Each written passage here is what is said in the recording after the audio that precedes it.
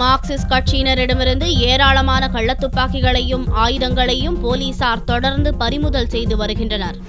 மேற்கு வங்க மாநிலம் மேற்கு மிட்னாப்பூர் மாவட்டத்தில் மாவோயிஸ்டுகளின் ஆதிக்கம் அதிகம் உள்ளது. மார்க்சிஸ்ட் கட்சியினர் சட்டவிரோதமாக ஆயுத கிடங்குகளை நடத்தி வருவதாக திரிணாமுல் கட்சி குற்றம் சாட்டி வரும் நிலையில் மேற்கு மிட்னாப்பூரில் மார்க்சிஸ்ட் கட்சியினரின் வீடுகளில் போலீசார் அதிரடி சோதனை நடத்தி 150க்கும் மேற்பட்ட கள்ள துப்பாக்கிகளை பறிமுதல் செய்துள்ளனர். இது தொடர்பாக மார்க்சிஸ்ட் கட்சியினர் சிலரும் கைது செய்யப்பட்டுள்ளனர். தொடர்ந்து ரெய்டுகள் நடத்தி ஆயுதங்களை போலீசார் பறிமுதல் செய்து வருகின்றனர். ஆனால் இது மார்க்சிஸ்ட் தொண்டர்களை பழிவாங்கும் செயல் என்றும் மார்க்சிஸ்ட் தொண்டர் வீடுகளில் ஆயுதங்களை வைத்தது திரிணாமுல் கட்சிக்காரர்கள் தான் என்றும் மார்க்சிஸ்ட் கட்சியின் மூத்த தலைவர் விமன் போஸ் கூறினார். টিএমসি এবং পুলিশের লোক তারা যায়, পুলিশ বলে আমরা যাচ্ছি, কিন্তু পুলিশের সঙ্গে তারা জোর করে থাকে এবং পুলিশ সার্চ করে কোনো অস্ত্র না পেয়ে চলে আসে, রিপোর্ট দেয় যে নীল কোনো অস্ত্র পাওয়া যায়নি।